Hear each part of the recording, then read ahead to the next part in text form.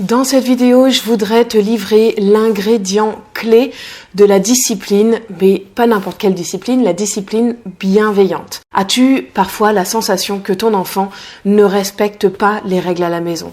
Peut-être que c'est parfois, peut-être que c'est souvent, peut-être que c'est tout le temps. Si tu as ce sentiment d'être exaspéré, d'être énervé parce que ça fait une fois, deux fois, trois fois, 5 fois, 10 fois, 20 fois que tu lui répètes la même chose. Parfois, ça fait une semaine que tu lui répètes telle ou telle règle.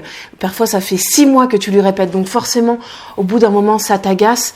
Tu te dis, mais pourquoi il n'écoute pas et il ne respecte pas, il ne se souvient pas de cette règle. Si je prends mon petit garçon Gaël qui aujourd'hui a 17 mois, ça fait des semaines sans doute que je lui répète de ne pas renverser son verre d'eau sur la table. Et pourtant, il le refait. Forcément, au bout d'un moment, c'est un peu exaspérant pour nous de devoir tout le temps se répéter. Et c'est à ce moment-là qu'on a parfois la fausse bonne idée, mais ça sort en fait, c'est même pas une idée parce que c'est complètement instinctif, on finit par crier. Quelque part, on se dit que les premières fois, on a posé la règle, on lui a expliqué la règle calmement, avec des mots simples, mais de manière douce, j'ai envie de dire. Et puis d'un coup, si ça fait 10 fois qu'on lui répète ou des semaines entières qu'on lui répète, on a juste envie de crier pour qu'il nous entende. On se dit que peut-être, en criant, ça fonctionnera mieux, ça lui rentrera plus dans le crâne. Et c'est quelque chose de très instinctif, de machinal, peut-être parce que c'est ce qu'on a reçu dans notre enfance, ou bien c'est ce qu'on voit autour de nous, c'est un peu l'éducation traditionnelle que l'on constate autour de nous, et peut-être que c'est tout simplement humain, quelque part, de finir par crier quand on n'est pas entendu. Pourtant, et c'est là que je voudrais te donner cet ingrédient qui est absolument clé quand on veut poser un cadre, quand on veut faire respecter une règle auprès de notre enfant, c'est au lieu de crier, c'est d'utiliser un ton ferme, un ton sec, un ton qui montre que ok, là c'est plus le ton doux, le ton calme, le ton sur le jeu que l'on peut utiliser dans d'autres circonstances, dans toutes les autres circonstances. Là, on change de ton. On parle de manière ferme. C'est comme ça. Mais pour autant, quand on pose une règle en utilisant un ton ferme de cette manière, il n'y a pas besoin de crier. En fait, les cris, ça va plus, si tu veux, apporter de la curiosité à l'enfant. Donc non seulement mon petit Gaël, il va continuer à renverser son verre parce que de toute façon c'est l'expérience avec l'eau qui l'intéresse, mais au-delà de ça, s'il voit que je crie quand il fait cette action, il va répéter cette action parce que ça va l'intéresser de m'entendre crier. Alors qu'utiliser un ton ferme, sec, c'est quand même moins fun que d'entendre sa maman crier, de se dire tiens, qu'est-ce qui se passe, j'ai un pouvoir, à ce moment-là quand je fais telle action il se passe ça, c'est sympa et tout. C'est vrai que crier, ça génère chez lui de la curiosité. Alors que si on utilise simplement un ton ferme et que on s'arrête là à une explication très nette, très simple, eh bien, il n'y a pas besoin d'y revenir 50 fois. Alors oui, il va y revenir peut-être quand même 10 fois parce que c'est un enfant et qu'il a besoin d'essayer, de tester pour comprendre les règles, pour comprendre comment ça fonctionne dans une société, dans la petite société qu'est sa famille.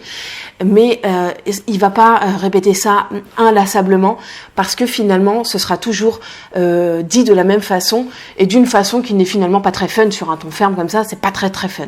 Donc il faut vraiment bien garder à l'esprit pour nous aider à redescendre dans ces moments où on a envie de crier, de se dire inutile de crier pour se faire respecter. D'ailleurs, quelqu'un qui crie, on ne le respecte pas. On ne l'écoute même pas forcément, on n'écoute pas le sens des mots. On écoute, on le regarde parce que il attire notre attention en criant, mais on n'écoute pas le sens des mots. Alors que quelqu'un qui va parler sur un ton calme, peut-être sur un ton ferme, mais sans élever la voix, eh bien c'est quelqu'un dont on va écouter les mots, on va écouter le sens des mots et on va pas forcément s'arrêter sur la forme. Donc voilà, garde toujours ça à l'esprit, le cadre que tu poses à ton enfant et dont ton enfant a absolument besoin pour grandir, parce qu'il a besoin de ce cadre. C'est finalement très rassurant pour lui d'avoir un cadre, de savoir jusqu'où il peut aller. Sinon, s'il n'y a pas de cadre, c'est sans limite et l'enfant, en fait, c'est très insécurisant pour lui parce qu'il ne sait pas jusqu'où il peut aller. Donc ce cadre, il en a besoin pour se construire, pour grandir. C'est indispensable. Mais ce cadre, il ne se pose pas en criant, en donnant des punitions non plus d'ailleurs, en menaçant, en humiliant l'enfant. Il se pose dans le calme, sur un ton ferme, autoritaire, sec. On est là on sait ce qu'on dit, on pose la règle, on a confiance en nous, c'est-à-dire qu'on sait que de cette manière-là, ça va fonctionner et que cette règle-là, quoi qu'il arrive, il devra la respecter. Ça va peut-être pas fonctionner dès la deuxième fois, dès la troisième fois, mais il va devoir la respecter. Et plus ce cadre sera posé dans le calme, plus il sera respecté. Alors attention, je te dis pas que ça, c'est applicable à 100%. C'est tout à fait normal parfois, et d'ailleurs je suis la première parfois, à ne pas réussir à rester calme. Typiquement, pour un verre d'eau qui se renverse sur la table, a priori, je vais rester calme et je vais utiliser un ton ferme. Par contre, c'est vrai qu'il y a certaines actions, certains actes que Gaël va faire qui vont un peu plus m'horripiler et qui vont me challenger.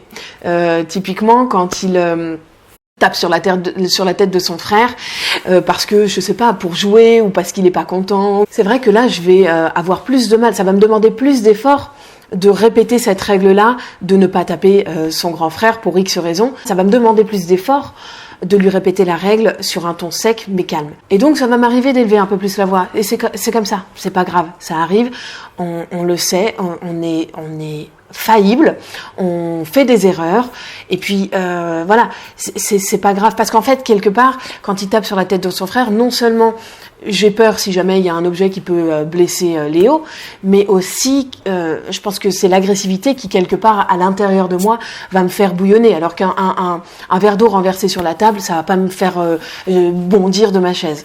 Mais l'agressivité, forcément, ça génère quelque chose en moi qui fait que d'un coup, ça m'horripile et je vais peut-être moins garder mon calme.